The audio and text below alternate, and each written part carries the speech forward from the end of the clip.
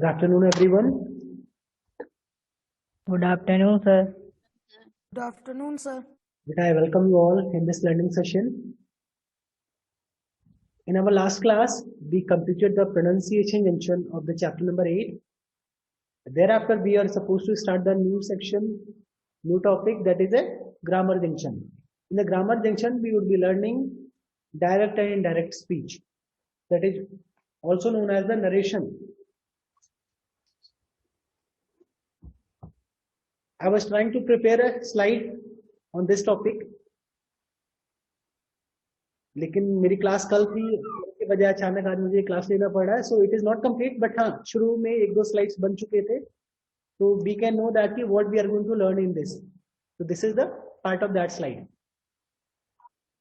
But in direct and indirect speech, we would be learning in that ki how to, we would be knowing the difference about that between the direct speech and indirect speech through the examples.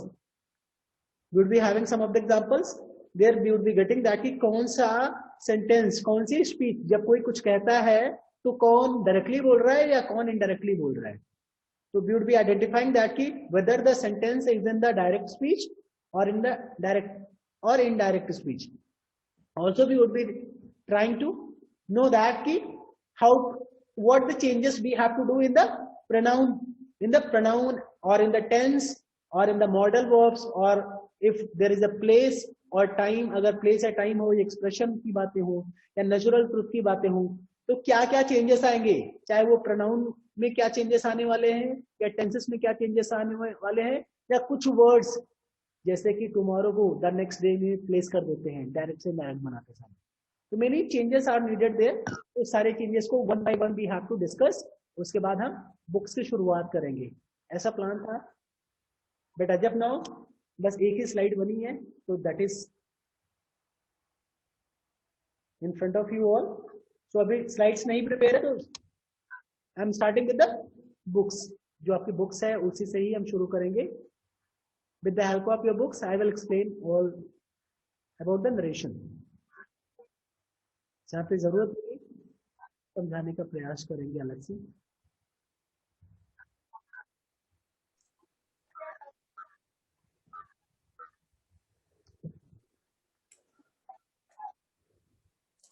Grammar station.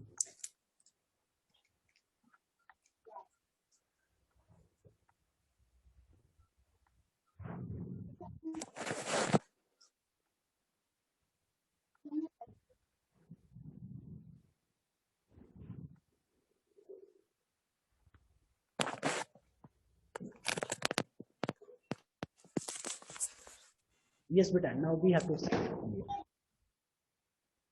Beta, first of all, we have to check that कि which sentence is, whether the sentence is written in the direct form or indirect form. तो इसको जानने के लिए we have to read some of the lines from the poem. I cannot see the prospect, I am blind. ये आपको जो poem पढ़ाया गया था, तो ये किसके लाइन थे, ये किसके वर्ड्स थे? Who spoke it? Who did speak? Girl के. The girl. गर्ल के. लेकिन कहीं ना कहीं जो हम लोग पढ़ रहे थे, वो जो पोएट बता रहा था, वो उन बातों को हम पढ़ रहे थे ना. तो पोएट इसी बात को बताने के लिए दो तरीके से बता सकता था. पोएट ने ये कहा कि उस बच्ची ने कहा कि I can not see the prospect, I am blind, मैं प्रोस्पेक्ट को नहीं देख सकती, मैं अंधी हूं. प्रोस्पेक्ट ने क्या बोला, उन्हें पोएट ने क्या बताया कि बच्ची ने कहा कि I can not see the prospect.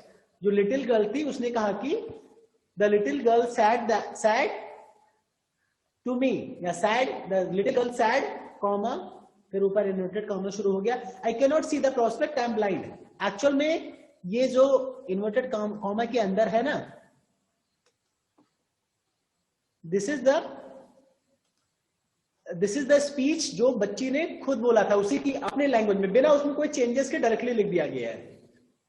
कई बार आप लोग न्यूज़पेपर भी पढ़ते हैं, हेडलाइंस में कोई स्टेटमेंट आता है किसी भी पर्सन का, तो वो स्टेटमेंट जब आप इन्वर्टेड कॉमा के अंदर लिखा हुआ देखते हैं, तो वो स्टेटमेंट जैसा उन्होंने बोला है एज इट इज वो कॉपी लिख दिया जाता है. तो दैट मीन्स कि जैसे ही बच्ची ने लिखा as it is, it has been written in the poem.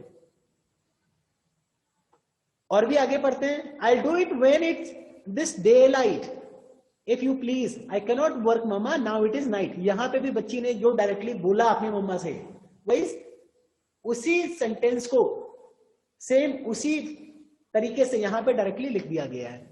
The poet is telling us that, अब यहां पे क्या बताया जा रहा है, जो कॉन्टेक्स्ट निकल रहा है क्या है, the poet is telling us the exact words that the little girl used when she spoke to him and her mother. ये पोएट क्या बता रहा है, द एग्जैक्ट वर्ड्स जो उस बच्ची ने उस पोएट से बोला था और अपनी मम्मा से बोला था। The poet could write this in another way, इसी लाइन को पोएट है दूसरी तरीके से लिख सकता था। कैसे लिख सकता था, शी सैड, यानी उस लिटिल बच्ची ने कहा, जो लिटिल गर्ल थी उसने कहा, she said that she could not see the prospect, she could not see the prospect, she was blind, वह नहीं देख सकती थी, because he was blind।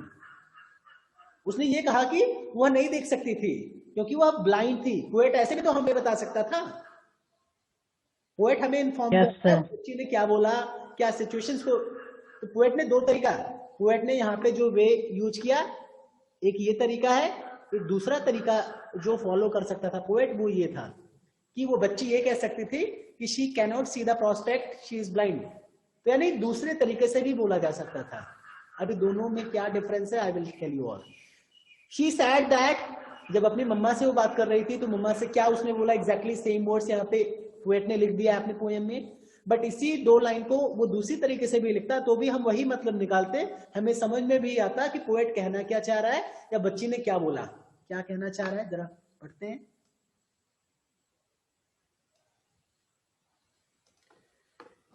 She said that she would do it when it was daylight.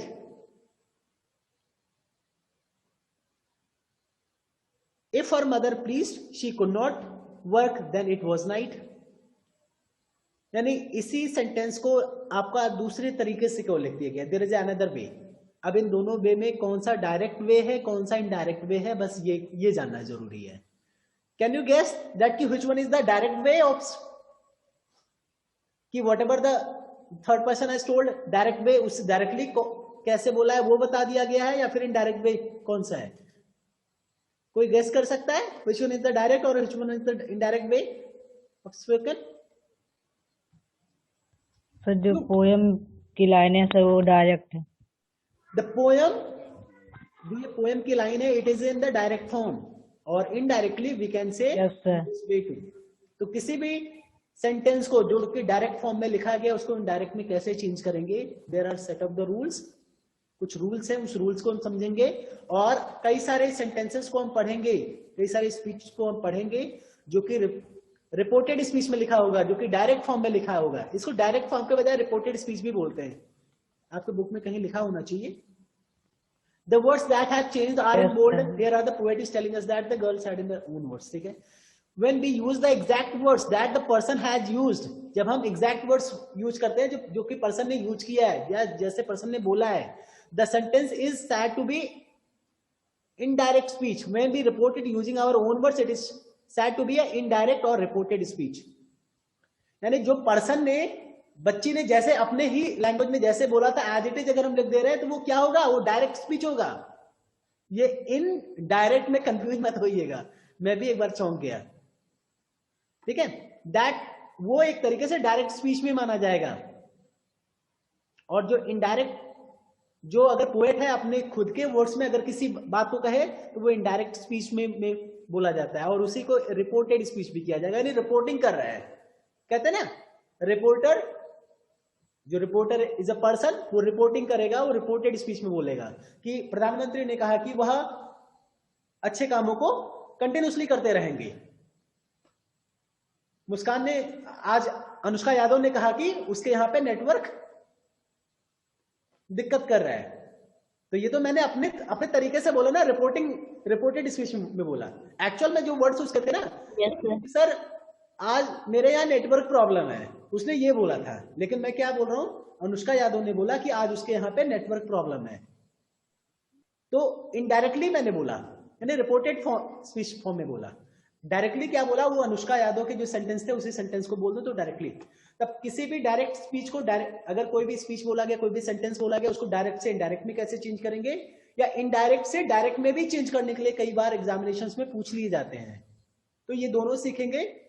It is a very important topic, not only till 10th या 12th, even after 12th class also you would be facing this kind of the concepts. अभी आज के SSC के examinations में UP TET हो रहा है, C TET हो रहा है, ये डायरेक्ट इनडायरेक्ट से क्वेश्चंस फंसता है, आता जरूर है, चाहे एक ही 2 नंबर का है, बट आता है जरूर 100%। एक्टिव पैसिव और डायरेक्ट इनडायरेक्ट इन दोनों से क्वेश्चंस आज भी पूछे जाते हैं। Out of 24 questions direct indirect narration से आते हैं एसएससी में। मेंस एग्जामिनेशन में 200 क्वेश्चन में से 20 एग्जामिनेशंस केवल नरेशन से 100% फिक्स है कि 20 क्वेश्चंस नरेशन से पूछा जाएगा।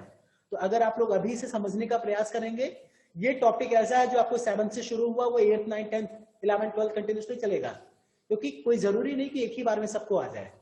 It is a important topic, आपको आना चाहिए, इसलिए हर क्लास में समझाया जाएगा। अभी से समझ लेंगे तो अच्छा रहेगा। मैं आपको 7th के लेवल का नहीं, जो डायरेक्ट इनडायरेक्ट बहुत ज्यादा डिफिकल्ट नहीं, लेकिन आपको इस लेवल तक पढ़ाऊंगा कि आराम से डायरेक्ट इनडायरेक्ट आप लोग आराम से कर लेना है। बियॉन्ड द बुक्स जाकर के मैं आपको इसको बताने की कोशिश करूंगा। Okay? Yes, sir. Yes, sir. Yes, sir. Now, let us look at the changes that occur when she changes sentence from the direct to indirect speed. अब एक छोटा सा सेंटेंस लेते हैं समझने के लिए। He said, I'm going home. उसने कहा कि मैं घर जा रहा हूं। मान लीजिए ये उत्कर्ष ने बोला, मैं उत्कर्ष का नाम यहाँ पे लिख दूं, उत्कर्ष said, I'm going home, मैं घर जा रहा हूं। अगर मुझे यही बात किसी तीसरे पर्सन से बताना हो कि उत्कर्ष ने यही बोला है, तो मैं क्या कहूंगा? ही के जहां उत्कर्ष मैंने नाम ले लिया तो उत्कर्ष ही ले लेता हूं। उत्कर्ष ने कहा है कि वह घर जा रहा है, ये तो बोलूंगा। Yes, sir. Utkarsh said that, Yes, sir. Utkarsh said that he is going या he was going home, वह घर जा रहा था। जब मैं किसी से बोलूंगा तो दैट मीन्स कि उत्कर्ष या तो वहां पे होगा, उत्कर्ष ने मुझसे कहा है और जो चीजें हो चुकी हैं वो चीजें मैं तीसरे पर्सन से बोलूंगा ना, तो टेंस में भी कहीं ना कहीं चेंज हो रहा है। उत्कर्ष ने मुझसे बताया कि मैं घर जा रहा हूँ, मैं मान लीजिए चला गया घर, ये पूछा गया उत्कर्ष है या नहीं, तो मैं कहूंगा नहीं, जब मैं मिला था उत्कर्ष ने कहा कि वह घर जा रहा था, वह घर जा रहा है, यानी ये उत्कर्ष ने हमसे कह चुका है, उत्कर्ष ऑलरेडी बोल चुका है, that action already has been done, तो दैट मीन्स ये कहीं ना कहीं पास्ट टेंस में बनेगा। तो अभी सेंस से आप लोग को समझना होगा, जो एक्चुअल, जो अगर आप सही और गलत जब बड़े लेवल के क्वेश्चंस को जब सॉल्व करेंगे तो आपको सेंस से ही निकाल करके आप इसको टेंसेस में चेंज करना होगा, चीजें बदलनी होंगी। बट अभी के लिए आप रूल बेस्ड समझ लीजिए, रूल से ही आप चीजें चेंजेस कर सकते हैं। अभी आपके यहाँ पे बहुत सारे बड़े टेबल, मतलब एक बड़ा सा टेबल दिया है, चेंज इन टेंस, कि प्रेजेंट सिंपल को पास्ट सिंपल में करेंगे, प्रेजेंट कॉन्टिन्यूअस को पास्ट कॉन्टिन्यूअस में चेंज करेंगे, प्रेजेंट परफेक्ट को पास्ट परफेक्ट में चेंज करेंगे। आप इतना लंबा रखने के बजाय आप इतना जान के चलिए। एक होता है बेटा, एक आपको और भी कुछ बताता हूं पहले। जब डायरेक्ट से इनडायरेक्ट में चेंज करते हैं तो सबसे पहली चीज जो ये आपका कॉमा और इन्वर्टेड कॉमा है, the quotation marks are remove, ये रिमूव हो जाता है पहली बात डायरेक्ट से इनडायरेक्ट करने में। सेकेंड, जो आपका ये इन्वर्टेड कॉमा है, कॉमा और इन्वर्टेड कॉमा हटाने के बाद आपको दैट वर्ड से यूज करना पड़ेगा। The word that replace the comma two separate what the person said from the rest of the sentence. जो कॉमा की जगह पे दैट वर्ड यूज हो जाएगा। दूसरा चेंजेस। तीसरा, the subject is replaced with a suitable pronoun. जो subject होगा वो सुटेबल प्रोनाउन के हिसाब से चेंज होगा। सुटेबल मतलब ये यहाँ पे जो ये रिपोर्टेड स्पीच है, जो आप रिपोर्टेड, जहां पे आपका ये इन्वर्टेड कॉमा के अंदर वाले पार्ट का जो सब्जेक्ट है, यहाँ इसका सब्जेक्ट यहाँ पे आई है, तो आई का जब आप इनडायरेक्टली करेंगे तो जो भी आपका सुटेबल प्रोनाउन होगा, सुटेबल प्रोनाउन मैं क्यों कहता हूं, क्योंकि आई को यहाँ पे ही में बदल दिया गया है। इसका भी बहुत आसान सा रूल है, ये लंबा रूल आपको नहीं बताऊंगा। आई के जगह पे ही यूज कर दिया गया है क्योंकि ही इसके साथ सुटेबल है। कैसा, कौन सा सुटेबल प्रोनाउन होगा, I will let you know. तो सुटेबल प्रोनाउन से चेंज हो जाएगा। Plus the subject is replaced with a suitable pronoun, I and B undergo change in the reported speech whereas the other remain in the same. ठीक है।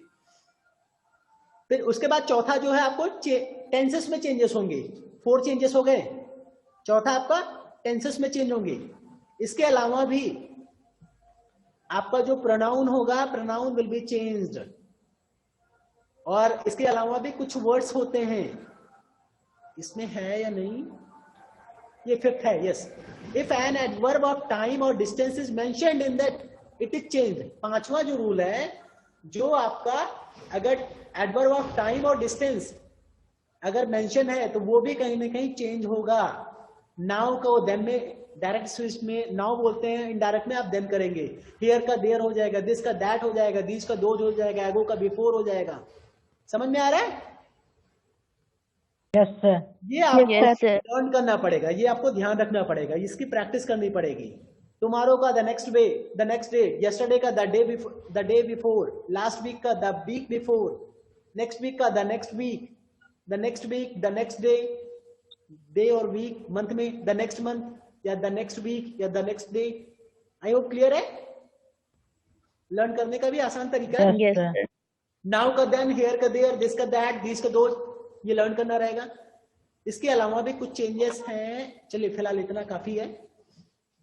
तो 5 changes आपको करने होंगे। सबसे पहले आपको कॉमा हटाना पड़ेगा, कॉमा इन्वर्टेड कॉमा, कॉमा के जगह दैट यूज करना है। उसके बाद टेंस में चेंजेस करने हैं, प्रोनाउन में भी चेंजेस करने हैं, जो सुटेबल प्रोनाउन है उसमें चेंजेस करने हैं। 5वां आपको जो आपका एडवर्ब ऑफ टाइम या एडवर्ब ऑफ डिस्टेंस है उसमें भी चेंजेस करना है। 5 things to change while changing the speech, the sentence from direct speech to the indirect speech. समझ में आया? Yes, sir. Yes, sir. अब ये बड़े से रूल्स को समझते हैं। आपका पहले ये कॉमा, इन्वर्टेड कॉमा को कैसे रिप्लेस करना है, उसको जगह पे दैट लिख देना है, इसको बताने की जरूरत नहीं, कोई रूल नहीं है, बस इसको कर देना इनडायरेक्ट फॉर्म में। Okay? Yes sir. Third Yes, आया sir. कि आपको प्रोनाउन चेंज करना होता है, प्रोनाउन चेंज करना है। अब प्रोनाउन चेंज करने के लिए मैं आपको दूसरा तरीका बताता हूं। आपको पता है प्रोनाउन, अच्छा प्रोनाउन टॉपिक आपको जब पढ़ाया गया होगा तो आपको बताया होगा first person, second person and third person. Yes sir. जरा आप मुझे बताएंगे फर्स्ट पर्सन में कौन कौन से प्रोनाउन आते हैं?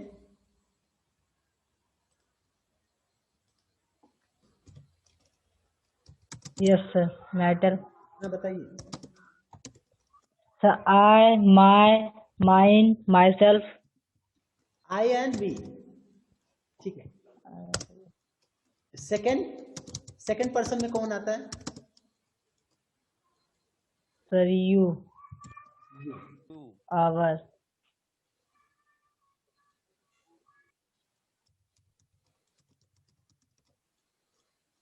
Third person? Sir they. They. अभी कुछ वर्ड्स मैंने लिख दिए हैं, इसमें ध्यान क्या देना है आप सभी को। अगर फर्स्ट पर्सन में बेटा आपको जो चेंजेस करने हैं, अभी यहाँ पे एक वर्ड्स यहाँ पे ही सैड को ही सैड ही लिखेंगे, इसमें कोई चेंजेस नहीं होगा, इसके प्रोनाउन में कोई भी नहीं चेंजेस होगा। अगर प्रोनाउन है तो प्रोनाउन सेम प्रोनाउन आएगा, इनडायरेक्ट में भी नाम है तो नाम आएगा, कोई भी चेंजेस नहीं होना है। कॉमा, इन्वर्टेड कॉमा की जगह पे दैट लिख दिया गया, it's okay. Yes, sir. Yes sir. Yes, sir. आपका Yes, sir. जो इसके इन्वर्टेड कॉमा के अंदर है इसी में चेंजेस होने हैं। इसमें क्या चेंजेस होने हैं आप देखिए। अगर कोई नाउन है या कोई प्रोनाउन है, फिलहाल प्रोनाउन ही आपको मोस्ट ऑफ द केसेस में मिलेंगे। प्रोनाउन अगर है, मान लीजिए प्रोनाउन है तो आप ये देखिए कौन से पर्सन है, ये फर्स्ट पर्सन वाला प्रोनाउन है, सेकंड पर्सन वाला है, थर्ड पर्सन वाला है। यहाँ पे कौन सा पर्सन का है? First. फर्स्ट है। The first person.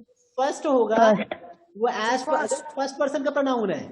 अगर फर्स्ट पर्सन का प्रोनाउन है तो वो आपका सब्जेक्ट के अकॉर्डिंगली, ये इसका जो सब्जेक्ट है ही सैड, ऑब्जेक्ट नहीं है ना।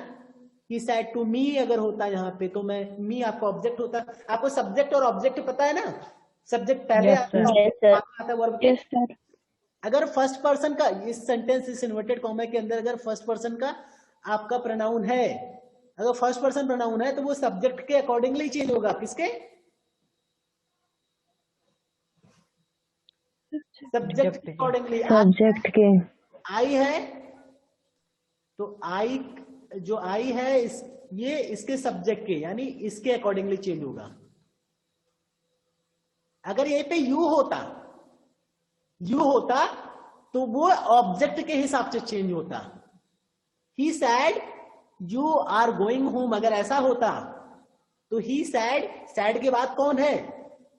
ऑब्जेक्ट होता उसके अकॉर्डिंगली। अगर ऑब्जेक्ट नहीं है तो अपने मर्जी से आप किससे कह रहा होगा तो अपने मर्जी से आप यूज कर सकते हैं, बट ऑब्जेक्ट के हिसाब से ही चेंज करेंगे।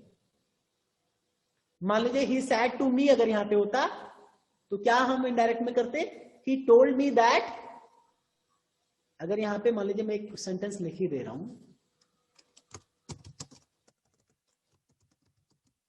सैड टू मी,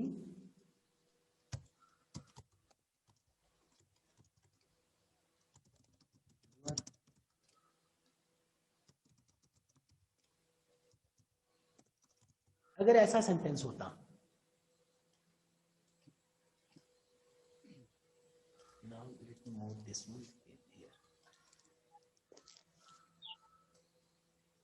अगर ऐसा सेंटेंस होता he said to me you are going to home,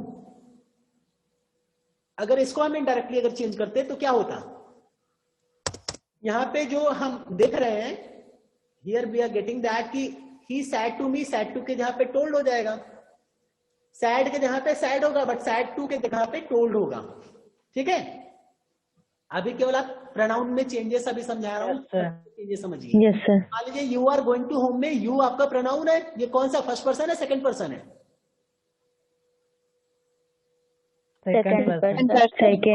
second. जो ये पार्ट होता है इसके ऑब्जेक्ट के हिसाब से चेंज होता है। अगर ये सेकंड पर्सन है तो सेकंड पर्सन का प्रोनाउन है तो जो ये होगा यू जो होगा ये इसका ऑब्जेक्ट तो यही है, इसके हिसाब से ही said to me.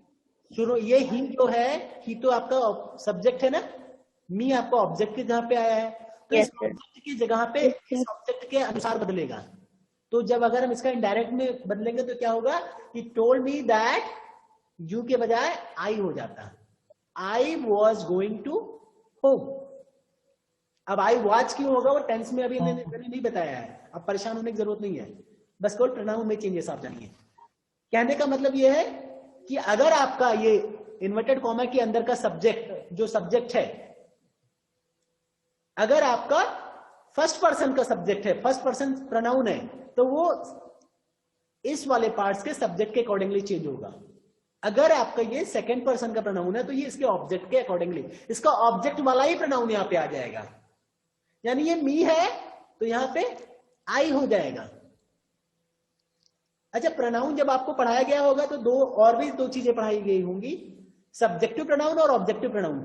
Subjective case है ना, ऑब्जेक्टिव केस बताया गया था ना? Yes sir. Yes sir. जिन लोगों ने नहीं पढ़ा है थोड़ा सा मुश्किलें होंगी उनके लिए। प्रोनाउन क्या होता है ये तो आप सबको पता है। Yes sir. Yes sir. आई हो गया, यस सर। ही हो गया, शी हो गया। अभी इसका मैं ये पूछूं, ये सब्जेक्टिव केस वाला है या ऑब्जेक्टिव केस वाला है प्रोनाउन है? मुस्कान जरा बताइए।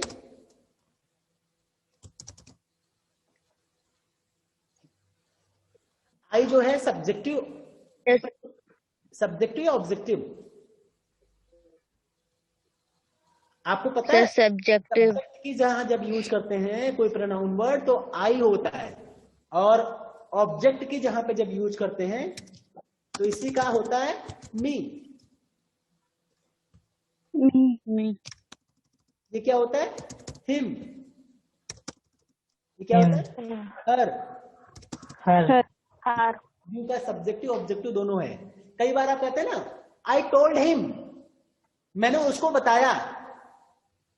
I told him, I told her, तो हर आप लास्ट में कर रहे हो, लास्ट में बोल रहे हो। अगर आपको ये बोलना हो उसने मुझे बताया, तो मुझे की इंग्लिश तो आपने आई, मुझे के जगह पे आपने आई यूज किया ना प्रोनाउन।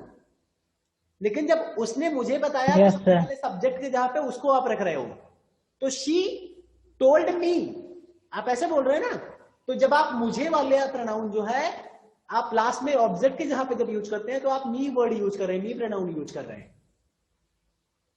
तो ये कहने का सेंस ये है, बताने का सेंस ये है कि आपको ऑब्जेक्टिव केस या सब्जेक्टिव केस, आपको प्रोनाउन जो है, जो प्रोनाउन होगा इसमें डायरेक्ट इनडायरेक्ट में, ये प्रोनाउन में जो चेंजेस होगा ये तो इसके अकॉर्डिंगली चेंज होगा इन्वर्टेड कॉमा के अंदर। बट सब्जेक्ट की जगह पे यूज कर रहे हैं तो सब्जेक्टिव प्रोनाउन, ऑब्जेक्ट की जगह पे यूज कर रहे हैं तो ऑब्जेक्टिव प्रोनाउन। समझ में आया? Objective pronoun. बट आपका Yes, प्रोनाउन sir. जरूर Yes, चेंज sir. होगा, प्रोनाउन जरूर चेंज होगा। ये मी होता है यहाँ पे ना, अगर ऐसा होता I am going to his house, I am going to his house, तो आई चेंज होता किसके हिसाब से? ही के हिसाब से। यही तो होता है। क्या होता है? ही वॉज गोइंग टू, जो ही शी दे होता है, ये थर्ड पर्सन होता है। तो ये थर्ड पर्सन जो प्रोनाउन है वो, उसमें कोई भी चेंजेस नहीं आता, नो चेंज। तो हिज का हिज ही रह जाता।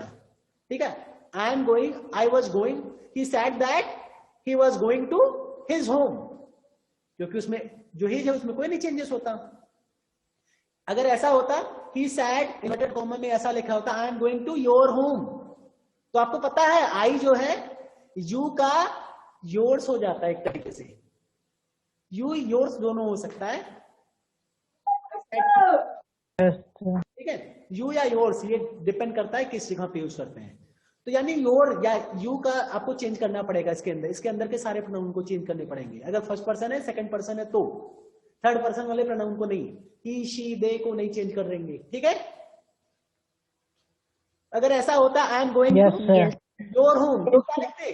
चेंज करके लिखते, आई को तो सब्जेक्ट के हिसाब से चेंज करते, तो हो जाता he was going to your home. Your आपका सेकंड पर्सन है, यहां पे सेकंड पर्सन में अगर मी होता तो इसके हिसाब से he said to me that he was going to my home.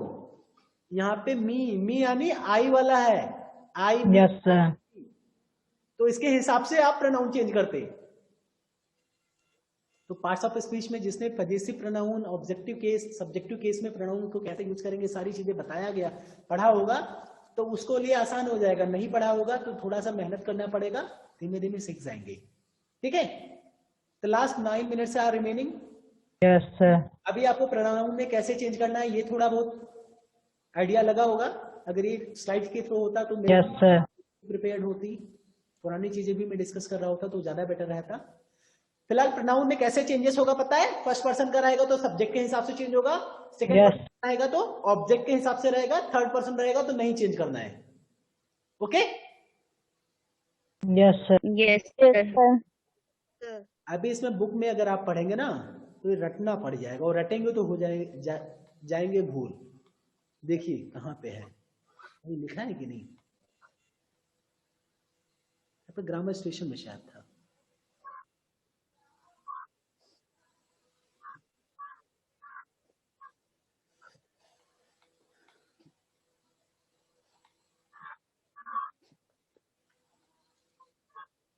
चलिए इसमें नहीं क्लियर है।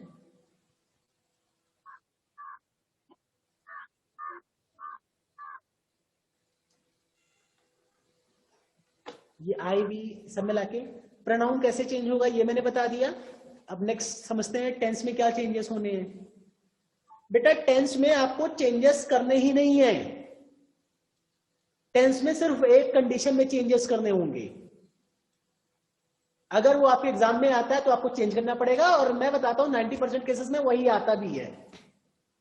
अगर ये आपका शुरू में ही सैड जो है इन्वर्टेड कॉमा के पहले इस पार्ट्स, अगर ये आपका ही सेज लिखा है, अगर ये प्रेजेंट टेंस में है या फ्यूचर टेंस में है, he will say, he says, दे से, ऐसे अगर आता है तो आपको चेंज ही नहीं करना है। यही पार्ट मेन रखता है। आपको यही देखना है, सबसे पहले यही देखना है नरेशन चेंज करने के लिए कि आपको क्या टेंस में चेंज करना है या नहीं। टेंस में अगर चेंज करना है then you have to look into this part and this will decide that कि whether you all need to change the tense, you all required to change the tense or not. If it is in the past tense, then only you need to change the tense. अगर ये past tense में he said, Yes, sir. आप बताइए sad जो है वो he said से क्या, ये past tense में है, कौन से tense में है? The past tense. Past tense में है. Past He tense. said to me, he said, Yes, sir. he said to Priya. अगर ऐसा बोला जाए तो भी तो past ही रहेगा ना. Yes, sir. Yes, sir. Yes, sir. Past tense में है, then only you need to change the tense. आपका जो रिपोर्टेड स्पीच जिसको आप बोलते हैं, आप ये इस पार्ट में इन्वर्टेड कॉमा के अंदर वाले पार्ट्स को तभी चेंज करना है, इसके टेंस में तभी परिवर्तन करना है जब आपका ये पार्ट पास्ट टेंस में हो. समझ में आ रहा है? Yes, sir. मान लीजिए Yes, sir. Yes, sir. यहाँ पे चेंजेस हुआ. अब चेंजेस क्या करना है? अगर ये प्रेजेंट और फ्यूचर में है तो आपको चेंज ही नहीं करना है, पहली बात. Okay? Yes, sir. Yes, sir. Yes, sir. अब इन्वर्टेड कॉमा के टेंस में चेंजेस करना है. इन्वर्टेड कॉमा के अंदर के टेंस को आपको पहचानना पड़ेगा. अगर प्रेजेंट सिंपल है यानी प्रेजेंट इंडेफिनिट है तो पास्ट इंडेफिनिट कर देना है. प्रेजेंट कॉन्टिन्यूअस है तो पास्ट कॉन्टिन्यूअस कर देना है. प्रेजेंट परफेक्ट टेंस है तो पास्ट परफेक्ट टेंस कर देना है. यानी प्रेजेंट जितना भी लिखा है, अगर मैं यहाँ पे लिख दूं present simple, present continuous, present perfect,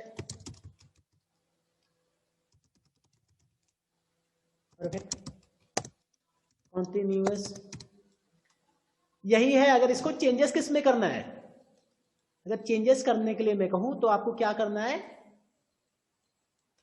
ये प्रेजेंट की जगह ना पास्ट कर दो, इसको काट के बस.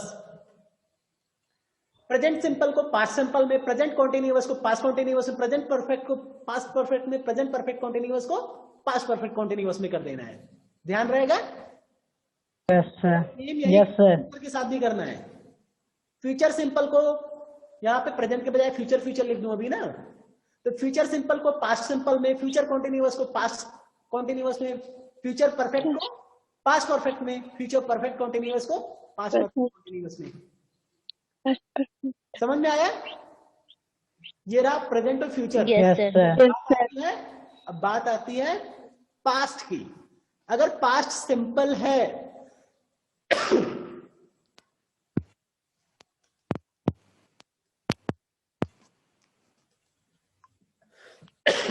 अगर आपका पास्ट सिंपल है तो पास्ट सिंपल जो होगा वो पास्ट परफेक्ट में हो जाएगा. पास्ट कॉन्टिन्यूअस अगर है तो पास्ट परफेक्ट कॉन्टिन्यूअस में हो जाएगा. ये चीज आपको ध्यान देना पड़ेगा. Yes, sir. डेफिनेट को पास्ट परफेक्ट में कर देंगे, कंटिन्यूअस को कंटिन्यूअस वाले में ही रखेंगे, यानी पास्ट कॉन्टिन्यूअस को पास्ट परफेक्ट कंटिन्यूअस कर देंगे. That's it. टेंस यही तो 12 तरह के चेंजेस आपको 12 these are the 12 types of the tenses ना. आउट ऑफ दीज 3 जब 3 को Yes, कैटेगराइज sir. तो इन्हीं 12 तरह के टेंसेस के बारे में पढ़ा होगा. अब आपको ये ध्यान रखना है जो टेंसेस आप पढ़ रहे हैं, टेंसेस को रूल्स क्या है, पास्ट इंडेफिनिट कैसे लिखा जाता है, पास्ट परफेक्ट कैसे लिखा जाता है, आपका वर्ब की थर्ड फॉर्म कहाँ पे होगा, सेकंड फॉर्म कहाँ पे होगा, ये आप लोग को टेंस जब पढ़ाया गया होगा तो मैं हमने बताया होगा, नहीं बताया होगा तो मैं कभी बता दूंगा. ड्यूरिंग एक्सप्लेनेशन मैं आपको समझा भी दूंगा. जिन लोगों ने पढ़ा होगा ध्यान से उनको याद होगा, जिनको नहीं याद होगा तो धीमे धीमे जान जाएंगे. तो अभी टेंस में क्या चेंजेस करना है, प्रोनाउन में क्या चेंजेस करना है, ये दोनों ध्यान रहेगा. यही दोनों मेन है. Yes, sir. अभी Yes, चेक कर sir. लेते हैं जो Yes, sir. सही है. प्रेजेंट सिंपल को पास्ट सिंपल में, प्रेजेंट कॉन्टिन्यूअस को पास्ट कॉन्टिन्यूअस में, प्रेजेंट परफेक्ट को पास्ट परफेक्ट में, प्रेजेंट परफेक्ट को पास्ट परफेक्ट कॉन्टिन्यूअस. सही चल रहा है ना? पास्ट सिंपल को पास्ट परफेक्ट में, Yes, sir. पास्ट कॉन्टिन्यूअस को पास्ट परफेक्ट कॉन्टिन्यूअस में. अगर पास्ट परफेक्ट है तो कोई भी चेंज नहीं करना है, पास्ट परफेक्ट कॉन्टिन्यूअस है तो कोई भी नहीं चेंज करना है. ये इन्वर्टेड कॉमा के अंदर वाले पार्ट की बात किया जा रहा है. समझ में आ रहा Yes, है? sir. Yes, sir. फ्यूचर इसमें नहीं दिया है. Yes, sir. Yes, sir. Yes, sir. Future present की जगह फ्यूचर काट करके लिख दीजिए. सारा सेम जैसे प्रेजेंट को आप पास्ट में बदल रहे हैं वैसे फ्यूचर वाला भी होगा. ओके. Sir. अब एग्जांपल्स Yes, sir. जो चेंजेस हमने बताए हैं उस चेंजेस को हम एग्जांपल्स में देखते हैं, समझने की कोशिश करते हैं कि क्या वैसे ही चेंजेस हो रहा है. ठीक है. Yes, sir. Yes, sir. Yes, sir. Rohit sad, यहाँ पे कोई ऑब्जेक्ट नहीं लिखा है, सैड के बाद कोई ऑब्जेक्ट नहीं आया. Rohit said I go to school every day. अब रोहित को रोहित ही रहने देंगे, सैड को सैड ही रहने देंगे, सैड टू होता तो टोल्ड में बदलते। तो रोहित सैड दैट, कॉमा के जहां दैट कर दिया, इन्वर्टेड कॉमा हटा रहे हैं, इस डायरेक्ट स्पीच को डायरेक्ट में चेंज करेंगे इन्वर्टेड कॉमा हटा के।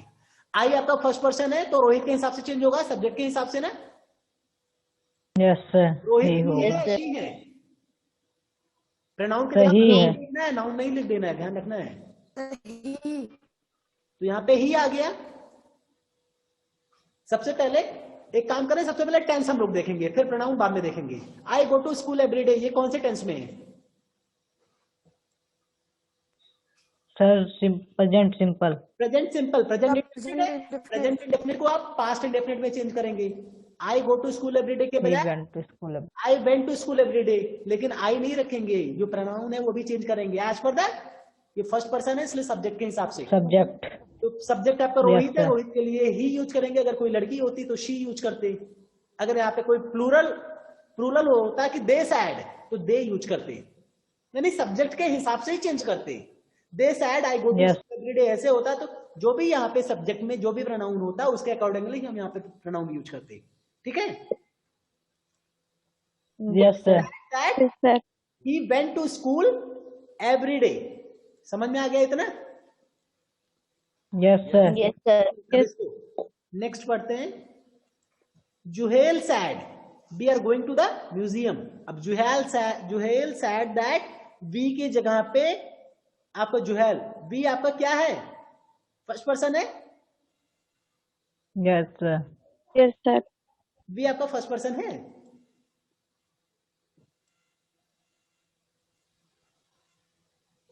Sir second. सेकंड है। The first person. First person Juhel के हिसाब से ही चेंज करेंगे। प्लूरल है तो प्लूरल ही रहेगा। ही का प्लूरल क्या होता है? Yes sir. ही या शी का प्लूरल दे ही होता है, पर्सन्स के लिए दे। ठीक है? दे, वी आर गोइंग के बजाय आर के जगह वर हो गया, यहाँ पे प्रेजेंट कॉन्टिन्यू